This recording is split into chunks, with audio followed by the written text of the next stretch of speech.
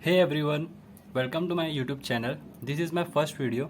So today in this video I am going to teach you 12th standard biomolecules trick for remembering the pyrimidine structure.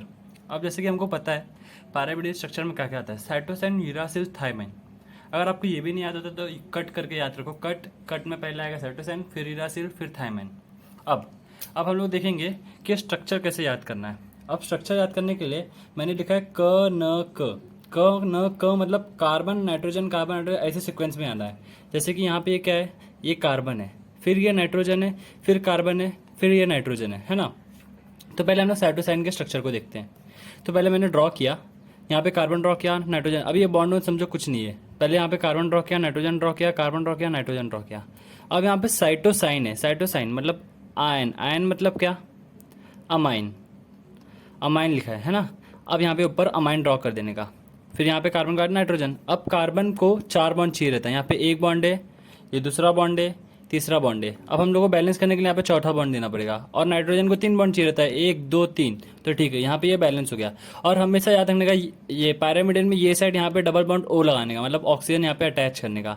तो यहाँ पे 1 2 3 4, यहाँ पे ये balance हो गया है, ये कार्बन है ना.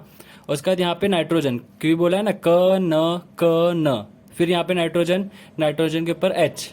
बस ये यहाँ तक एक तरफ ही फॉलो करने का. फिर उसके आगे यहाँ पे एक बॉन्ड लगा देने का. फिर ये बॉन्ड बना के यहाँ पे पूरा एक स्ट्रक्चर कंप्लीट हो गया. अब वैसे ही हम लोग यूरासिल के लिए देखते हैं. अब मैंने जैसे कि बोला यहाँ पे डबल बॉन्ड ऑक्सीजन लगा के रख देने का. और उसके बाद ये क्या है, क न. तो यहाँ पे कार्बन नाइट्रोजन. अब ये कार्बन पे, अब ये कैसे पता चलेगा यहाँ पे डबल बॉन्ड ऑक्सीजन लगा. देखो यूरासिल बोला, यूरासिल मतलब क्या, अप ऑक्सीजन. यू का मतलब क्या होता है, अप ऑक्सीजन. तो यहाँ पे डबल बॉन्ड ओ करके मैंने ऑक्सीजन लगा दिया, ऑक्सीजन नाइट्रोजन. फिर यहाँ पे भी डबल बॉन्ड ऑक्सीजन, फिर यहाँ पे नाइट्रोजन. अब बैलेंस करने के लिए यहाँ पे एक्चुअली क्या है, नाइट्रोजन को 3 बॉन्ड चाहिए था. तो इसके लिए यहाँ पे NH आया, क्योंकि 1 2 और एक बॉन्ड चाहिए, इसके लिए एक हाइड्रोजन. यहाँ पे भी 1 2 और एक बॉन्ड चाहिए, एक हाइड्रोजन. अब यहाँ पे हम लोग को यहाँ पे ऐसे डबल बॉन्ड देने की जरूरत नहीं है, क्योंकि ऑलरेडी ये वाला कार्बन बैलेंस है, 1 2 3 4 है ना, 4 बॉन्ड से बैलेंस है. अब now we go for thiamine structure. अब थायमाइन में जैसे INE लिखा है लास्ट में, है ना, थायमाइन का हो गया. तो थायमाइन में कार्बन नाइट्रोजन. फिर यहाँ तक हम लोग को ये चीज़ फॉलो करना है. अब M लिखा है, M. अब मैं इतना बता देता हूँ, थायमाइन का स्ट्रक्चर ना सेम एज यूरासिल होता है, बस इसमें M लिखा है. M मतलब क्या, मिथाइल. ऐसे याद रखने का, मिथाइल. M मतलब क्या है, मिथाइल मतलब यहाँ पे CH3 लगा देने का, मिथाइल ग्रुप लगा देने का.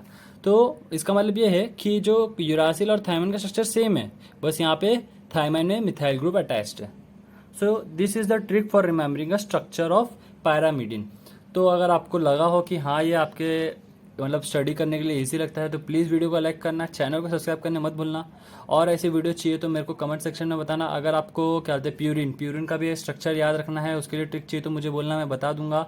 और प्यूरिन को याद करने के लिए जैसे उसमें क्या क्या आता है, ग्वानिन और एडेनाइन है ना, तो उसको याद रखने के लिए पूगा करके याद रखना है. प्यूरिन का पू और ग्वानिन एडेनाइन का शॉर्ट फॉर्म G और A, तो पूगा करके आप लोग याद रख सकते हो. सो इतना ही बहुत है आज के लिए. तो मिलते हैं नेक्स्ट वीडियो में. Thank you so much.